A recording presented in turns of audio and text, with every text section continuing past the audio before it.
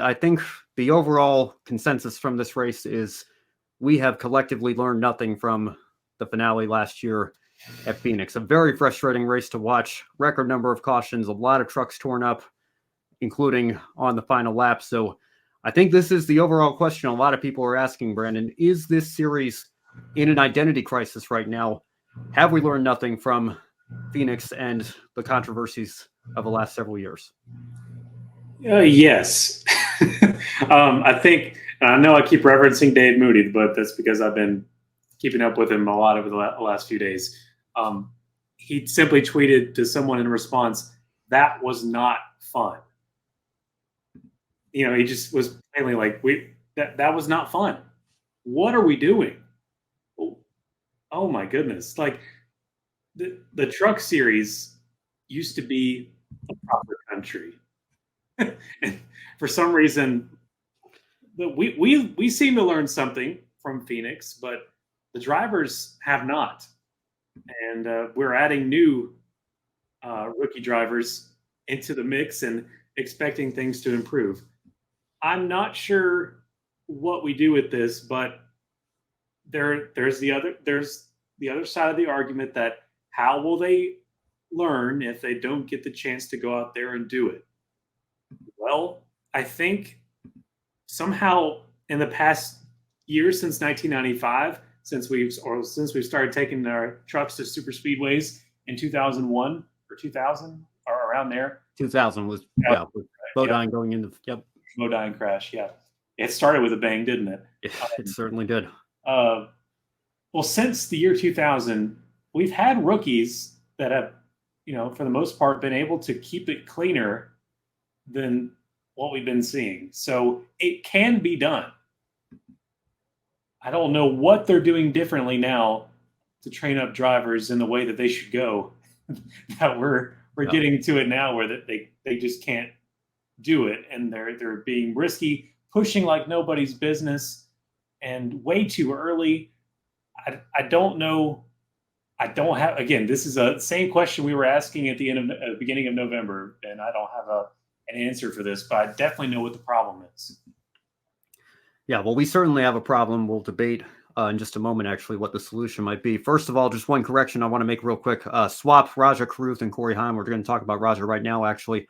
I think those were the unofficial results as he crossed the line. Raja was in third place with the moment of caution. I think everything else is pretty much in order there. So apologies about that. But let's talk about Raja Caruth, somebody who has been on this network before, friend of the show, Life on the Grid, guest from a couple of years ago. I know he kind of has had an unorthodox path to where he's gotten today. Got started a little bit later than a lot of these drivers get started nowadays, but has shown moments of brilliance and potential and certainly has a lot of talent behind the wheel. But do you think he was at fault for the final lap wreck in the truck race on Friday night? Yeah, Ben, I do think he was coming out of, and I think Bubba also knew that as well, and that's why he pulled him aside. Yes. And he's just. I think that was taken really wrong by the cameras. By the way, you could see from a different angle from someone else after Fox pulled away. They ended up embracing after that, and just pats on the back and everything like that. But that's the tough love kind of friendship, mentorship. I think Bubba and Raja have there behind the scenes, but. Yeah, that was the pulling up into the top lane that wasn't there. It appeared to be, and just kind of started the chain reaction there from behind, and took out a couple in front of him and sent Gray flipping. And that's what we got there for the finish of the race. Nick Sanchez locking himself into the playoffs for what it's worth and gets his first career win. But that's the last thing on people's minds unless you're Nick Sanchez. What a awful race, but Raja, that's a really cool ride he's getting in this year. Basically, in his mind, Hendrick Motorsports partnership. Basically he's driving for Rick right now, which is incredible, and he's gonna. I believe he's gonna do really well there after the closing down of GMS. But yeah, I think that's just the nerves fighting for the win. He can see it in his front mirror, his front window. There's just not much more to say there. I think he was, a racing incident, but just going for a lane that wasn't there.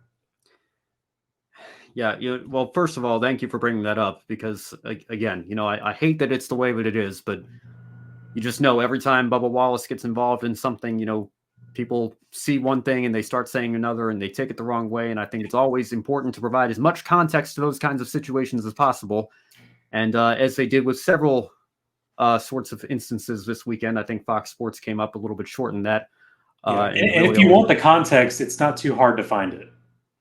well, it's not too hard for us. Yeah. But for the people that, those keyboard warriors, as Mike Joy infamously put it last year, for some people it is. And that's, again, I think part of why it's so important for these broadcast partners to do their jobs well. And unfortunately, I don't think they did Bubba Wallace or Roger Carruth, for that matter, any favors with, only kind of showing a portion of that exchange, but then not following up with any of the context after it was over and the cameras had cut away. Brandon, again, I just echo everything that you said. It's not entirely all Roger Carruth. He is just one of many young drivers trying to learn racecraft in the NASCAR Craftsman Truck Series and work his way up the ladder. But, again, you just look at the overall race and how it played out and how many races in recent years have played out in this series.